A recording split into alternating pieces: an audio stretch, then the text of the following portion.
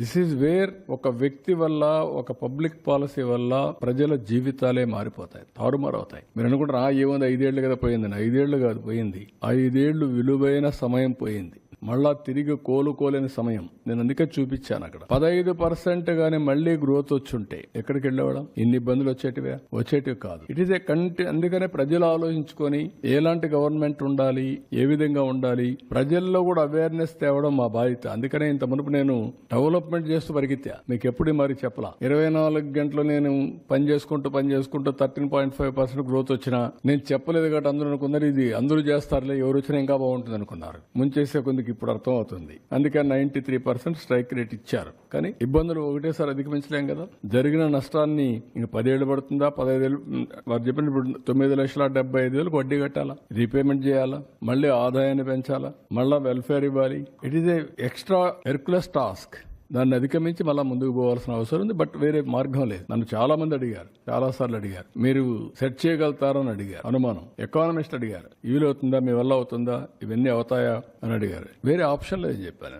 No option. కానీ wisdom ఒకసారి కొన్ని పనిచేస్తాయి. ఆ విజ్డమ్ లో మేము ఎన్డీఏలో పార్ట్నర్స్ కావడం, వాళ్ళు కూడా కలిసి రావడం, కనీసం ఈరోజు ఈ ప్రాజెక్ట్స్ అన్ని మళ్ళా సెట్ చేసి లైన్ లో పెట్టాం కాబట్టి కొంత హోప్, రివైవల్ స్టార్ట్ అయింది. అది కూడా లేదనుకోండి, పెనం నుంచి పొయ్యిలో పడినట్టండి. That is where sometimes ఇవన్నీ వస్తాయి. అదే దీన్ని సిస్టమేటిక్ గా చేసుంటే ఇన్ని ఇబ్బందులు వచ్చేటివి కాదు. అదే నేను చెప్పాను. నేను ఏ వ్యక్తుల గురించి మాట్లాడడం లేదు. మీరు అన్నట్టు వ్యక్తులు డ్యామేజ్ చేసిన 24 గంటల వ్యక్తుల గురించి మాట్లాడుతా ఉన్నా కరెక్ట్ కాదు. I'm not talking. జరిగిన డ్యామేజ్ ఏం జరిగింది అనేది ప్రజలకు అర్థం చేసుకోకపోతే కామన్ మ్యాన్ అనుకుంటాను నాకేం సంబంధం, ఏదో బాబు గారు చేస్తారనుకున్నా ఓటేసా చేయమనండి అని ఆలోచిస్తున్నారు. కానీ వాళ్ళు ఆలోచించడం తప్పులేదు, వాళ్ళ కష్టాలు తప్పులేదు. కానీ కొండే పరిస్థితులు ప్రతి ఒక్కరూ అవగాహన చేసుకోవాల్సిన అవసరం ఉంది. అది అవగాహన చేసుకొని ఎందుకు గుజరాత్ లో 5 సార్లు ఓట్లు వేశారు బీజేపీకి? అందుకే స్టెబిలిటీ ఉంది కదా. పంజాబ్ ఓట్లు మార్చుకుంటూ వేశారు. ఏమైంది పంజాబ్ ఇప్పుడు? అదే మరి పంజాబ్ మరి వీళ్ళు కానీ గుజరాత్ కూడా వేసి ఉంటే ఒకసారికి అయిపోయేది.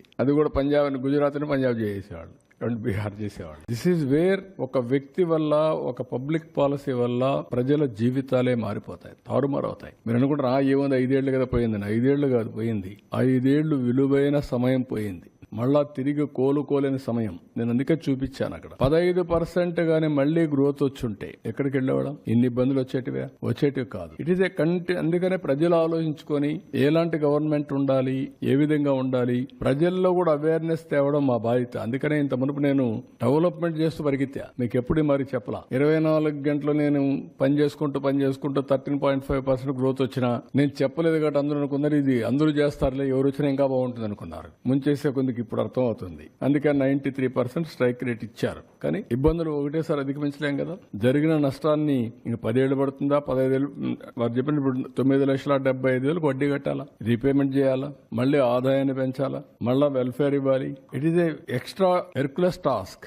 దాన్ని అధిగమించి మళ్ళా ముందుకు పోవాల్సిన అవసరం ఉంది. బట్ వేరే మార్గం లేదు. నన్ను చాలా మంది అడిగారు, చాలా సార్లు అడిగారు, మీరు సెట్ చేయగలుగుతారని అడిగారు. అనుమానం. ఎకానమిస్ట్ అడిగారు, వీలవుతుందా, మీ వల్ల అవుతుందా, ఇవన్నీ అవుతాయా అని అడిగారు. వేరే ఆప్షన్ లేదు చెప్పాను.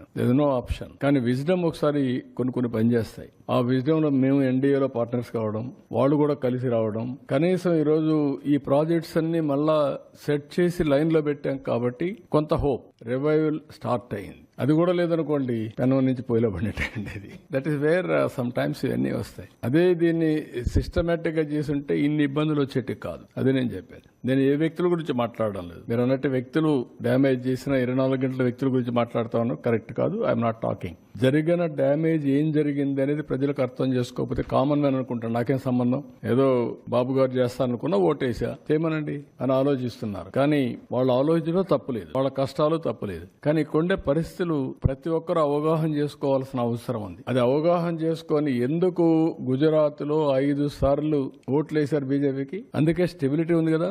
పంజాబ్ ఓట్లు మార్చుకుంటూ వేశారు. ఏమైంది పంజాబ్ ఇప్పుడు? అదే మరి పంజాబ్ మరి వీళ్ళు కానీ గుజరాత్ కూడా వేసి ఉంటే ఒకసారికి అయిపోయేది. అది కూడా పంజాబ్ గుజరాత్ ని పంజాబ్ చేసేవాళ్ళు, బీహార్ చేసేవాళ్ళు.